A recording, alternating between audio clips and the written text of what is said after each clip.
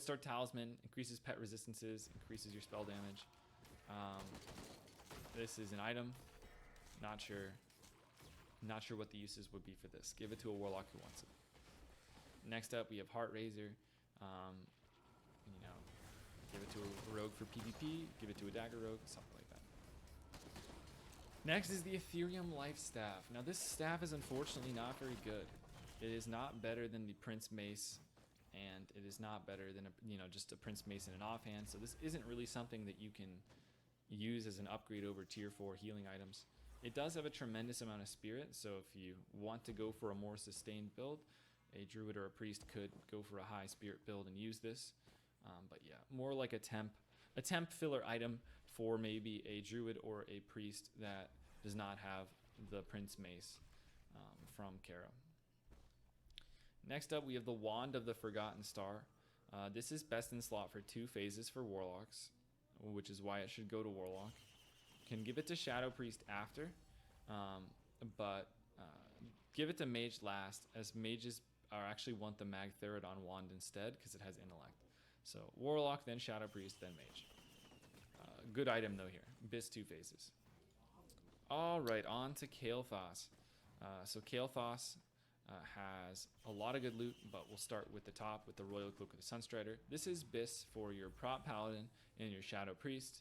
Some Shadow Priests elect to go with a Shadow spell damage cloak instead, but this does have a decent amount of int. Some Shadow Priests might even consider this better than the Shadow Wrath cloak, even if they have one of those rare ones. So give this to Shadow Priest, give this to Prop Pally. Same deal, if the Prop Pally needs threat, give it to him. If it can work with his gear set, give it to him. Sometimes they can't fit in a certain spell power item with their gear set at a given time. Other than that, give it to Shadow Priest. Onto the Sunshower Light Cloak. This thing is insanely good for healers. It is extremely powerful, one of the best items besides the mace. I would say the best item besides the mace in terms of, you might have a tier piece that might rival its power, but compared to the second best upgrade, it's just the best item for your spirit healers. So great item to give to somebody who's not giving the mace, or because the mace is so good, it kind of feels bad not to get it. Well, this is an amazing item that can help make up for it. Obviously not going to, but could help. So definitely give this to a priest or a druid, probably one of them that's not getting the mace. Next, the Thalassian Wilder Cloak. This is Bis for Hunter. It's also Bis for Feral Cat DPS, and also Bis for Enhancement Shaman. Keep in mind that Enhancement Shaman and Feral Cat have other options that are pretty close. Hunter has a really hard time with their hit. I'll give this to Hunter first, then Enhance / Feral. Next, we have Crown of the Sun. Crown of the Sun is going to go to a druid or a priest. It kind of looks cool as well. Neat item. Again, another reason why something like a druid would be lower on tier helm, because you got something like this to tide him over. So that is what I would do there. Next, we have Gauntlets of the Sun King. Gauntlets of the Sun King are a pretty decent item, but they just don't really mesh with a lot of gear sets. The one class that can use this is an Arcane Mage, and I would highly recommend giving this to an Arcane Mage. And eventually, they might not use it right away because they might need to use their gloves for a 2 set or a 4 set. But eventually, when your Arcane Mage gets all 4 pieces of tier except the gloves, they can use this as their offset piece. This is what's going to help prevent you having to give an Arcane Mage the vast chest, which you want to give to Warlocks instead. So give this to you could give it to biggest upgrade if no one can really use it at that moment in time, but I would give it to an Arcane Mage, and they're the class that can use this item the best. Next, Leggings of Murderous Intent. These are best in slot for your Hunter and your Warrior. Some lists are going to list this as Bis for Ret. Ret does have other options. Some lists are going to show expertise items being higher, so I would tend to give this to Hunter, then Warrior, then Ret, because again, it's kind of up in the air whether or not this is Bis even for Ret. But yeah, give it to Hunter, then Warrior, then Ret. A Survival Hunter can pass these and go for the tiered legs instead. Next, we have the Sunhawk Leggings. Sunhawk Leggings are really good. They are Oh, and again, just to mention, the reason why warriors are below hunters is because warriors can use the Greaves of the Blood Warder, which are almost the same thing, very close in power, and would be much tankier. So that is one of the reasons why right there.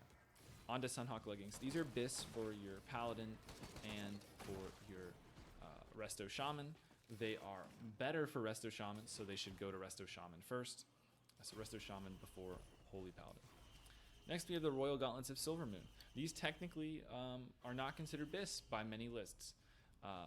They are outright best in slot for Warrior in if you add up the stats. It's just like, for example, if you go to the Wowhead bis list, they're telling you not to use the gloves and to use engineering goggles with the 4 set, whereas the Royal Gauntlets of Silvermoon are actually better. It's just, if you decide to use Royal Gauntlets of Silvermoon as a protection warrior, it forces you to use the Tier Helm, which costs your guild a Tier Helm. So just keep that in mind. This item is insane and very good. It's just can be a little awkward to work into some sets. I would give it to whoever tank actually plans on using it.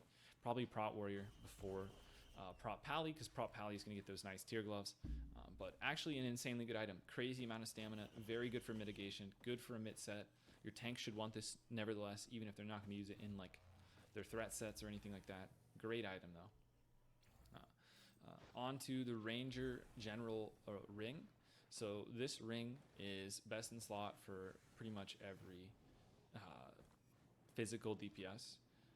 A lot of them consider this ring better than even the ring from Hydros, the Ring of Lethality. So I would, again, just like I said, the Ring of Lethality should go to the agility users.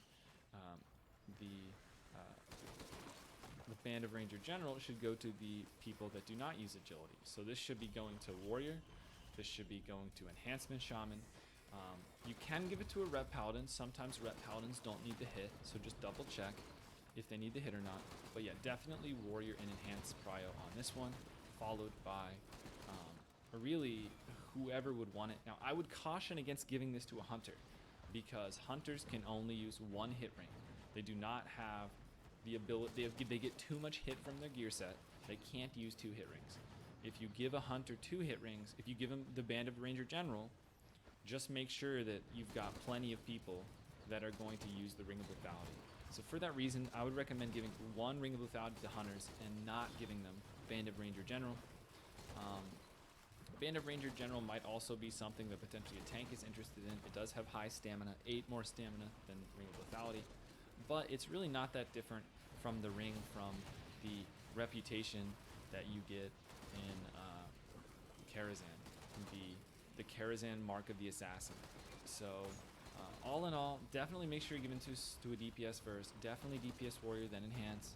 After that, I would probably give this to a Rogue. The reason being, Rogues can use 2 hit rings, Hunters cannot.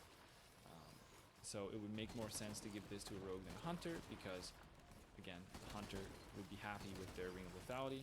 Rogue would eventually want both. After that, can give it to a Ret if they need to hit, and can give it to potentially a tank if they want to hit. And then at the very end, if you've got this item in front of you and just no one can use it, then you can look to potentially give it to a Hunter, potentially give it to like a Feral Druid, even though they may not eventually end up using it due to hit situations. Alrighty, next, Twin Blade of the Phoenix. This is an item that Rets want, and you also have Arms Warriors interested in, so I would say equal prio there. Slightly better than Lionheart Executioner there. Shouldn't be too much drama, considering that both can be blacksmithing and get an item that is almost as good. So yeah, equal prio there. After that, give it to Hunters potentially as a nice PvP / melee weaving weapon.